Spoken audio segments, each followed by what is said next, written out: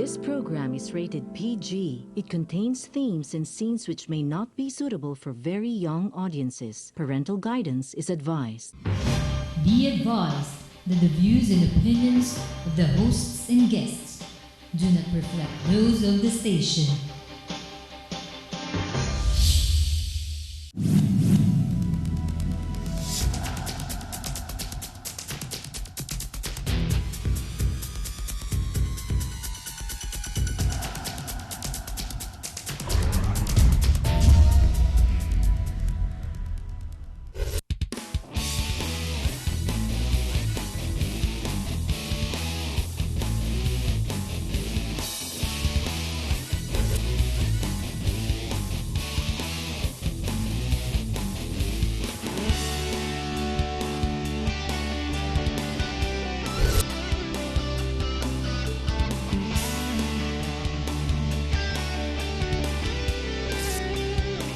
You are what you watch.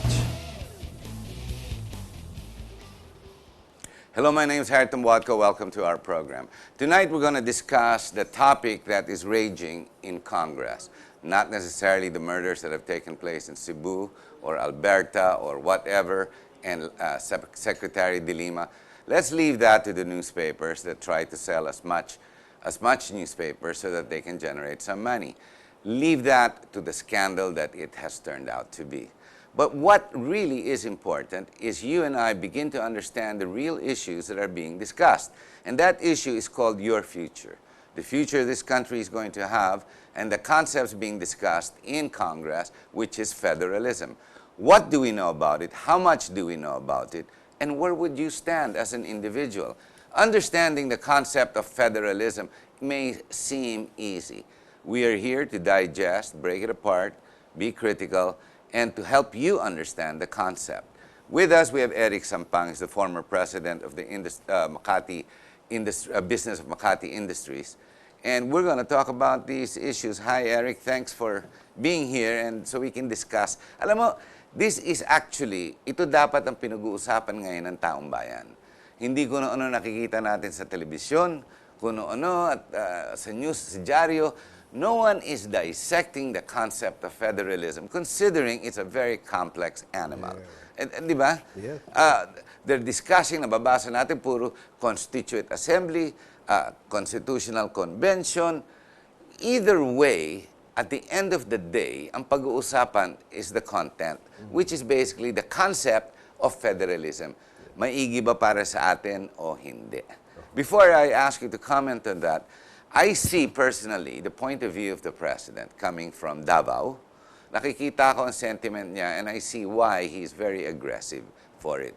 He wants, coming from local government, he wants their own voice, the ability to stand up rather than being left second, third class cities to Imperial Manila. Yes. Correct me if I'm wrong. Right. What's your idea of federalism? How would you like to push it? First of all, I should like to thank you, Harry. Sorry. It's been a long time. It's been a long time since we were sharing thoughts, you know. That was before the election. Oh. Anyway, our candidate won. And for those who are still hankering for, talking about elections, sabi ko, election is over.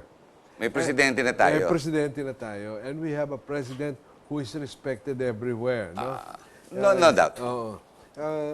The important thing about federalism, the president has really pinned so much hope on this. Oo nga, he's willing to let go of his presidency as soon as it is passed. Yes. Federalism, he says, will quicken the activity, business activity in the country. It will equalize the opportunities to all the regions, no? That may be formed to form states, no? Thing about it is our country is so diverse, so rich. You know, we have the mountains, we have the seas, and we have the people above it all, no? And so I've been in the States for 15 years, so I've seen the other side of the mountain. Yung federal yan. Yes, of course. And looking at history, nakita mo naman yung when people are challenged to produce their best and not depend on panhandling, and all that, then there is hope. There is hope. You're talking about, for example, our problem here would be Metro Manila, Imperial Manila. Yes. Lahat ng pera nasa siphon, nadadala lahat dito. At ang mga mambabatas at mga rulers, mga leaders. For example, there is a great discrepancy between the mayor of Makati and the mayor in Cebu. Yes. There's a big difference between the mayor in Quezon City and, again, the mayor in Tacloban. Yes. Kasi the amounts of money handled are in the billions. Exactly. So siyempre, difficult. Yes, In other words, hindi napapayagan, the cities outside Imperial Manila are never allowed to grow. Exactly. Constricted to grow. So the idea of federalism is actually addressing the problems of our people, no? And, meaning there are problems that are actually unique within the region. So we are trying to, the president attempts to, parang during the period in Japan where they had Restoration. to close, they had to close the Ayun, ports, etc., no? For them to see what their country needs or what their region needs. Yes. Okay, we need to look inside us, and the president is challenging us. He's cutting up the problems in small pieces, so it will be easier to solve. Instead of Imperial Manila dictating the solution, you analyze, you check on your assets, your strengths, and based on that, formulate your laws, local laws.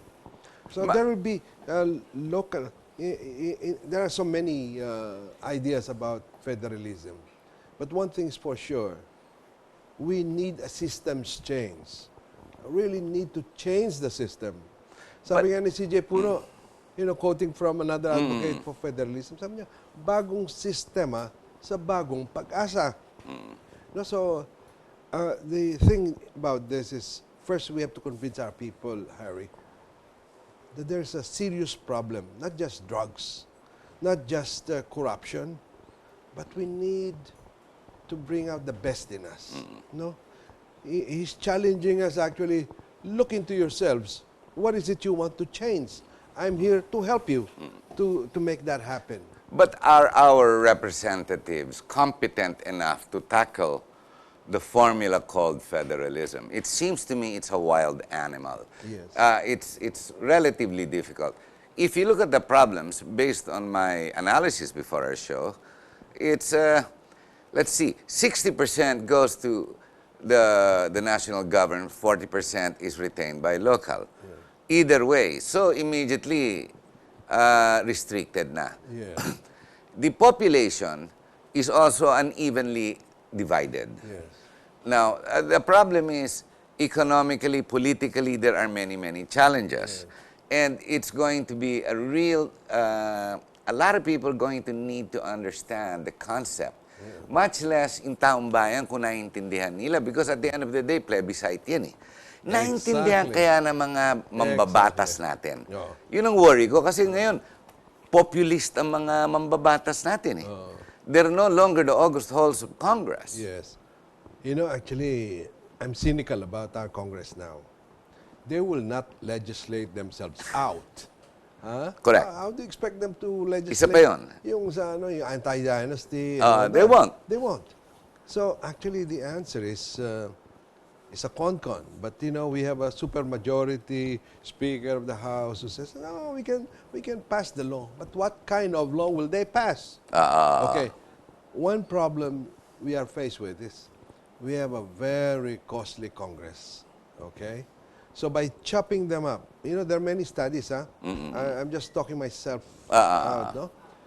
Your strategy. Yeah. I think. Merong discussion, and I will not delve into this. It will take forever to resolve the issue on con-as and con-con. Meron pang isang hybrid, con-com. Con-com. Combination of both. My idea on this is the president wants us to take a closer look if you cannot pass this, he says, this may be laying down the groundwork for say, let's abolish Congress. You cannot do the work. You cannot, commit a harikiri in front of people, So a con will be immediately, and all it takes a resolution by plurality. Hindi na yung difficult, Majority. Majority na lang. Hindi na yung 3/4, 1/3, 2/3, etc. Complicated. Actually, those are exercise in futility. Parang talagang, you'll play in the hands of this congressman. So a con would only takes a resolution by both Congress. Para mag-umpisa na. Mag-umpisa na. Oo. But yan ang plataforma on how to get there. But the real debate is really the concept of what federalism we're going to approach.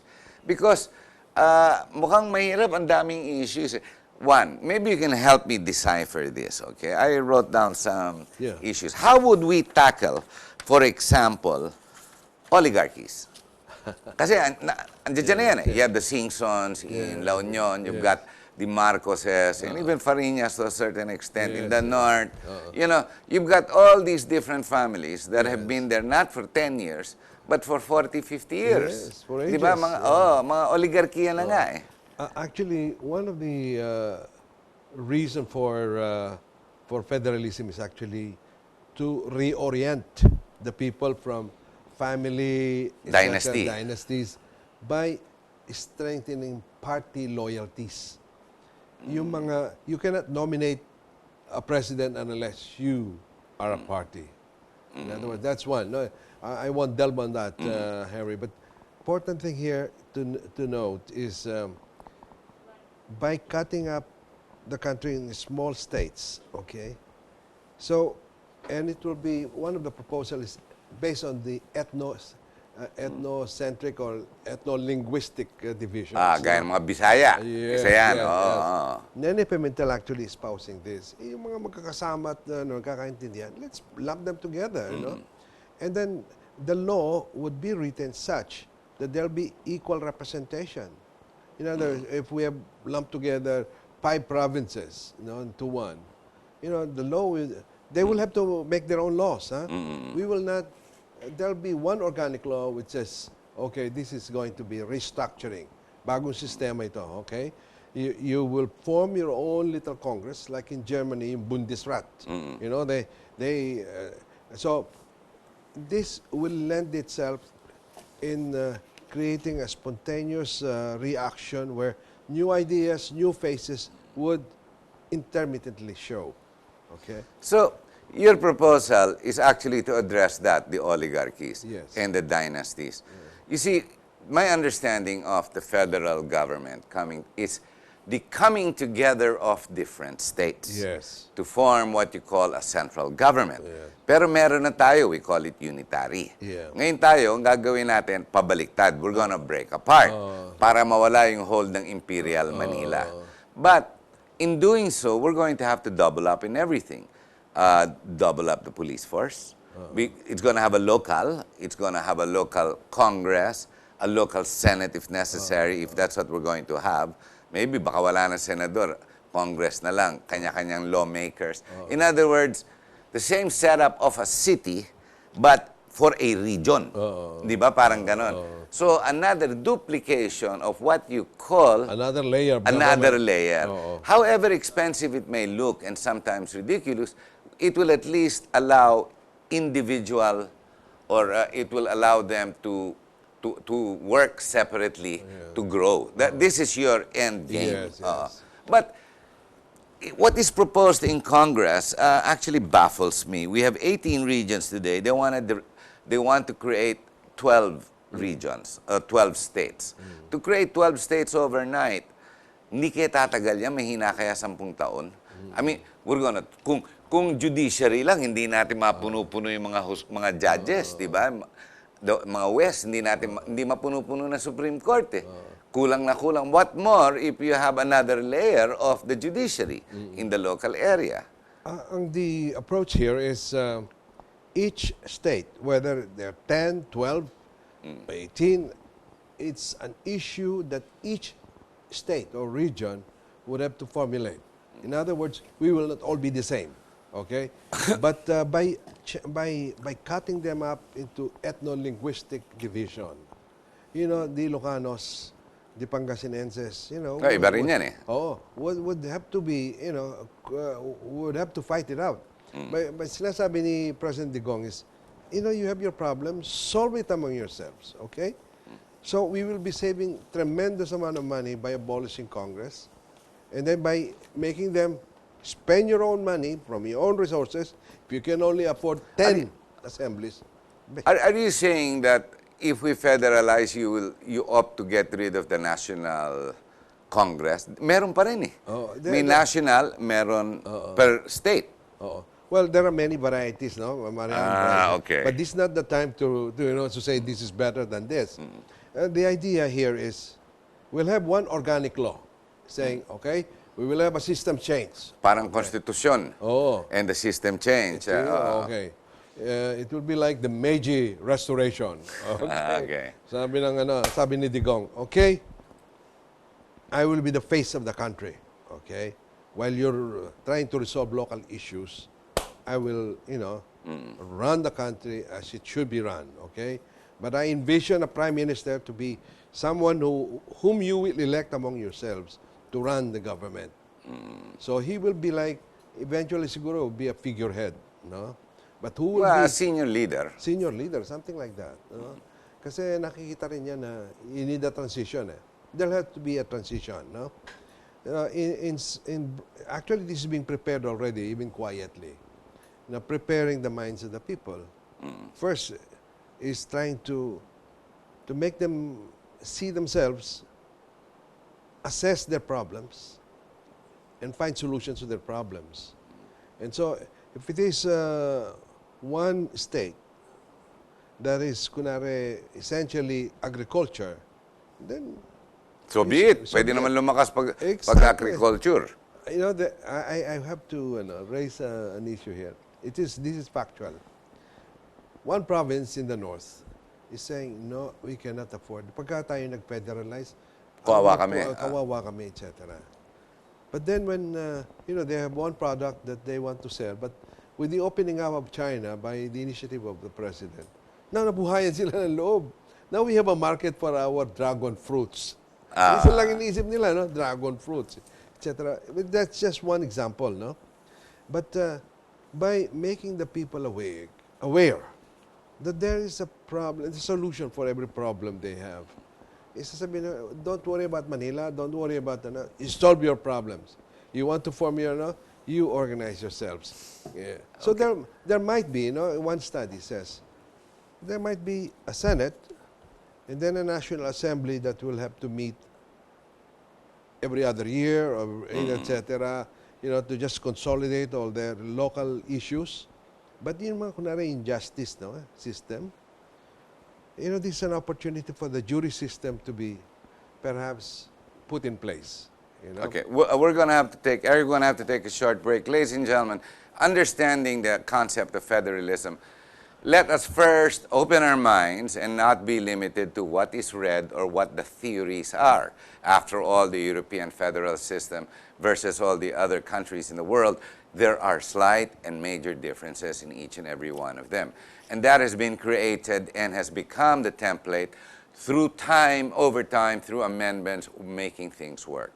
The point is, it's being introduced, it's being pushed by no less the president. How can you, the viewer, I'm talking to you, how would you be able to participate if you have no idea of what it's all about? Stay tuned, we'll be right back and we'll get into the meat of the subject.